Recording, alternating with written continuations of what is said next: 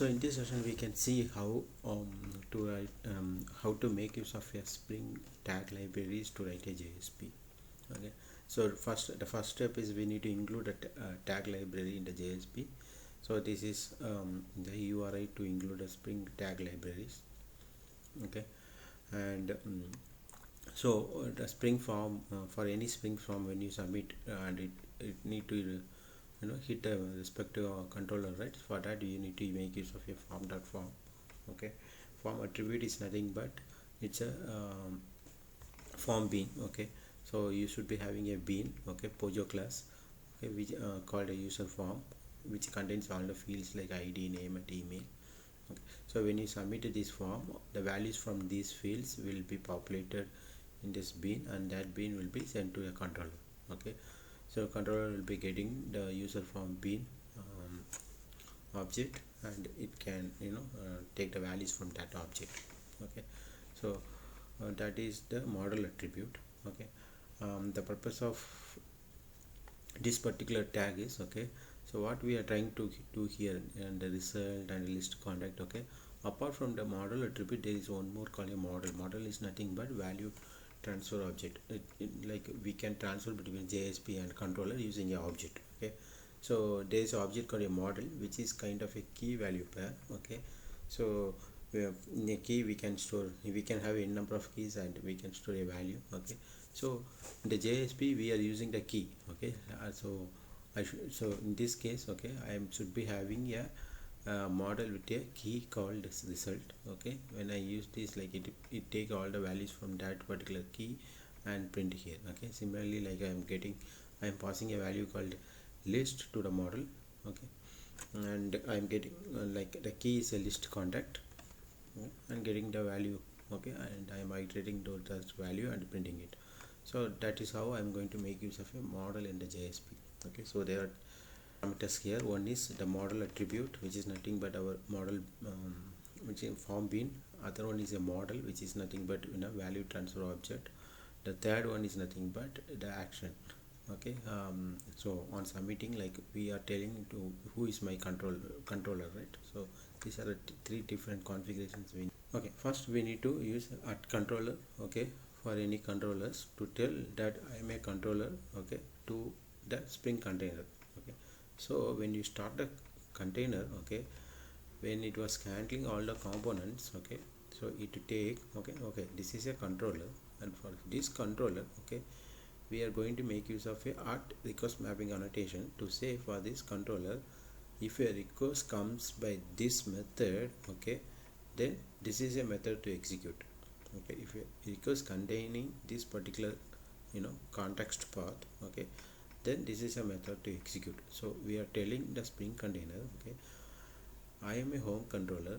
If any request coming with a save contact or login, okay, these are the different methods to execute. So these are the different, this is the mapping we doing at the controller level. Okay, in the previous version of Spring we do all this mapping in the XML file. Okay, but with the latest version of Spring, okay, everything is we are using annotation everywhere and make the code very easily and maintainable, right? We can change at any point in the same code itself. So, and it's a readable too, right? That's the advantage of using the latest version with the Spring annotation. Okay, and so these are two different configurations. We need to say I am a controller, and we need to use at controller, and we need to say what is a request mapping.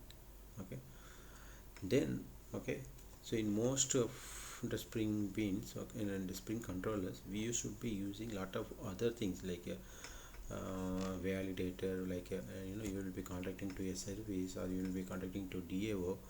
So you need to create an object of all those beans, right? So instead of you creating, what I'm doing here, we can auto where. Okay, when you say auto where, what it will do, it will ask the Spring container to inject, create, the Spring should be having all this bean already in the container. Okay, so whenever we want, we can ask the Spring container to give the object of those beans. Okay, that's called a dependency injection in the Spring world. Okay, that's a part of core Spring. Okay. So and the Spring will inject object of the contact DAO or a validator. Okay, and for us, once we are inside the same method, it is ready for us to use these references, okay, to contact the methods in these respective beans. Okay, so that is the purpose of having the auto bean. Okay, so we covered what is auto controller. Okay, we covered what is request mapping, we covered what is auto varying. Okay, so other things, right? So what are the different parameters you can pass? Okay, so there is no restriction. Okay, you can pass any parameters. Okay, so these are some of the standard parameters. Okay, so model attribute is nothing but our form bean, right? We are sending the model attribute as a few user form. Okay, so you should be having a user form like this is I'm mapping something else, but yeah, so like this, right? So if you see, model attribute is a user form. Okay, so user form is a bean. Okay, and this is my model attribute. So so if so our model attribute is nothing but a form bean. Okay, and there is another one called model, right? So this is, we need to use add to model here. Okay, so what we are telling here, okay, so as I said, model is nothing but a key value pair, and we can make use of the model as a value transfer object, right? So in this case, okay, for example, okay, model dot add attribute, the key is result, value is list of say, the items. Okay, so once I add this attribute from the form, okay, I can get that result here. Okay, so this is my key, I am using this key to get the values. So that is nothing but a model. Okay, model is nothing but a value transfer object. Okay, and then okay, binding result, it is part of a validation which I can cover up in next session.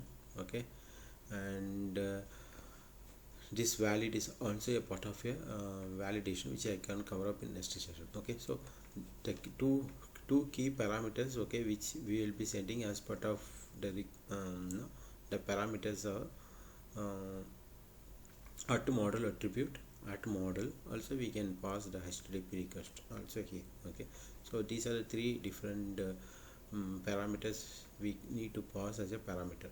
Okay, and then what can be the return type? Return type can be a string or it can be a model and view. Okay, we can use any of these. Okay, if you are passing a string, then the view resolver, okay, will append this particular string with this prefix and suffix and redirect to the page. If you are passing a model and view, okay, it will do the same thing, there is no difference. Okay, to make a code look very simple, we can make use of a string to return. I am not returning a string here because it's just a pseudo code. Okay, I'm not, so obviously you need to return a string from here. Okay, so whatever string you are returning here, okay, the view resolver will take care of appending that string with your views and prefix and suffix and redirect to that page. Okay, so these are the different parameters. Okay, so we have a controller, we have auto wire, we have request parameter, and so these are the different annotations, right? We have controllers, okay, to say who is I am, to indicate that I am a controller. We have auto wire to get all the dependencies object. We have request mapping to map the request to the controller's method. Okay, we have different annotations in the method. Okay, as a parameter, like a model attribute, which is nothing but our form bean, model, which is nothing but our value transfer object. In the next session we can see how to do a validation for this particular form bean and how to handle the validations back to the JSP, right? In case the validation fails, how to send the data back to the JSP. Okay, bye.